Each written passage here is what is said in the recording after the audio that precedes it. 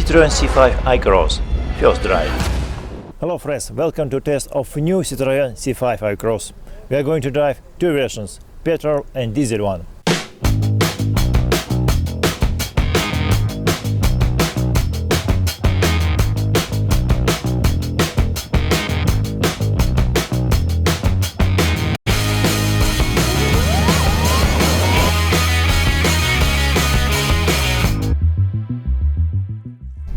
The Citroen C5 Aircross, which is 4.5 meters long and 1.84 meters wide, is built on the same MP2 platform as Peugeot 3008, but with a 2.73 meters wheelbase that makes it larger than Nissan Qashqai. The new car's looks follow a similar theme to that of the C3 Aircross, with slim LED daytime running lights that run into the familiar Citroen grille, with its oversized double chevrons and the headlamps sit below. The C5 Aircross has 7 body colors, a choice of 17, 18 or 19-inch alloy wheels and 3 color packs, white, red or silver, to add contrasting highlights to the front bumper, air bump side panels and roof bars.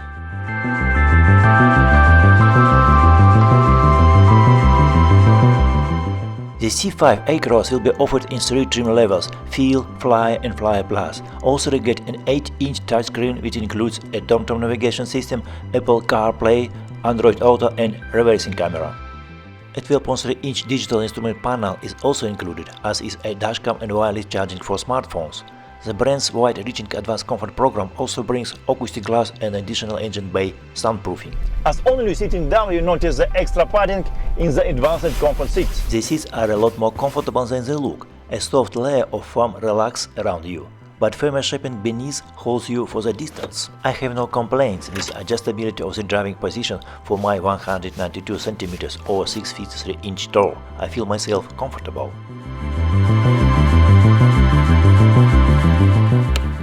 The standard fit digital instrument display is more configurable than most.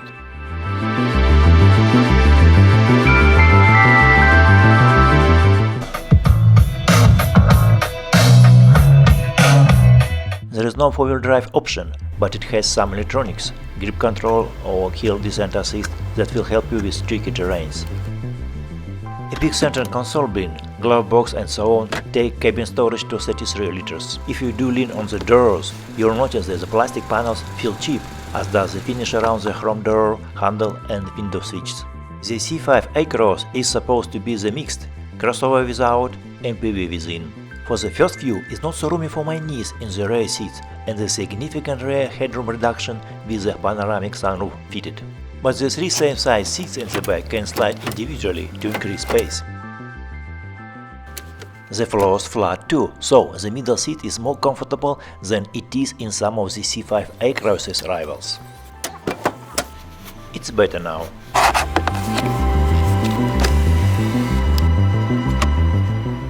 At the boot space you have minimum 580 liters, but progressively uprighting the backrests and sliding forward opens up 720 liters. Under the floor, a full-size spare wheel. When you folded down all 3 rear seats, you'll get a good flat floor and a maximum capacity of 1630 liters.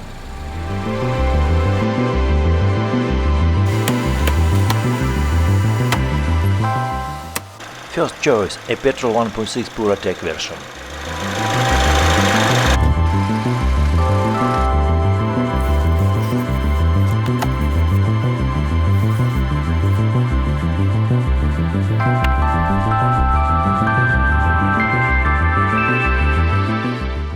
We drove on the different country roads at location near Marrakesh in Morocco.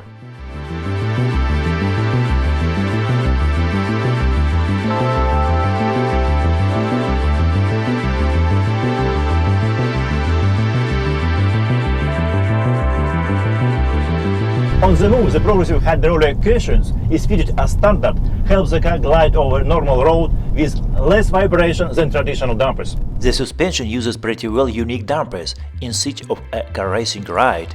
Their principle was actually invented in the 90s for keeping Citroen's rally cars on the ground, and is still used on the C3 World Rally car. An engineer, Dennis, says the suspension trick is to use extra hydraulic reservoirs that bleed through progressively smaller holes as the damper reaches the ends of its travel, either in compression or extension. we have some oil inside this room. It means the Aircross can have extremely soft springs in the center of travel to keep it comfy on normal surface, but it maintains control when things are really rough. The new suspension works well for steering. I found some quicker corners with bumpy surface in the middle, and C5 Aircross passed them very stable with the speed higher than normal. The steering is light and works precisely.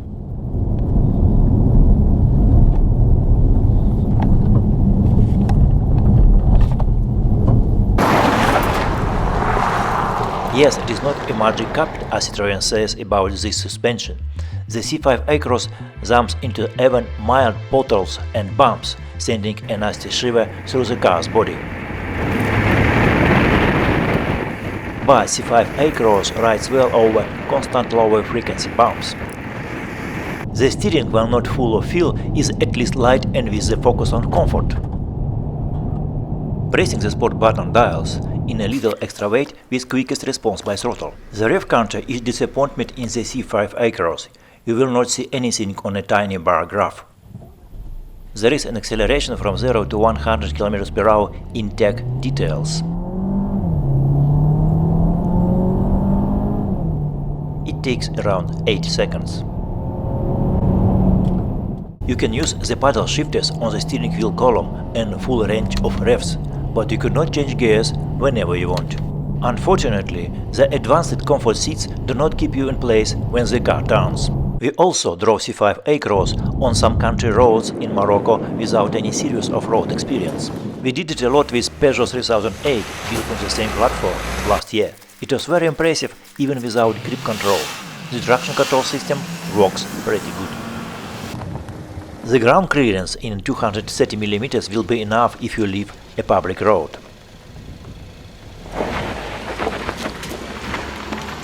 But the suspension travel is too short for serious off-road test.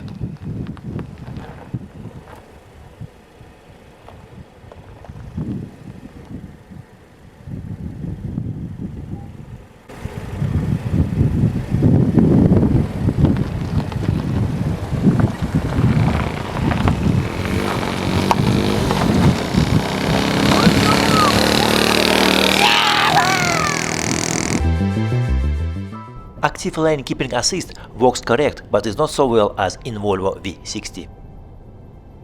Active safety braking is standard on all versions. It's time to change petrol version of C5 Aircross to diesel one. It's a fuel consumption after 10 km of distance and after all tests of petrol version. The diesel version has the same power and more torque than in petrol C5 Aircross. The seats look more comfortable, the top and driver's chair has multiple electric adjustments and massage programs. There is not a sliding panoramic roof in the version. Both the diesel and petrol versions we tested come with an 8-speed automatic gearbox as standard.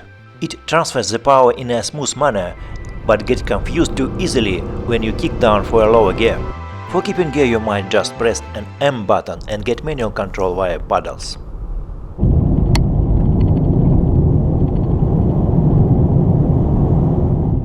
I tested the fuel consumption in a 10 km distance in Eco mode. It takes 7.4 liters per 100 km.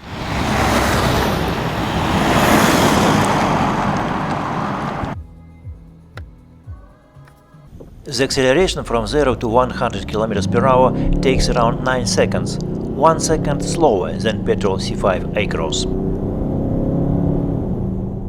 Citroen C5 Aircross is a more family crossover than anyone else SUV, roomy and versatile. It's useful and comfortable, and easy to all-day drive. The fuel consumption after 104 km of diesel version test was 6.6 liters per 100 km. The price in France starts from 24,700 euros. Thank you for watching.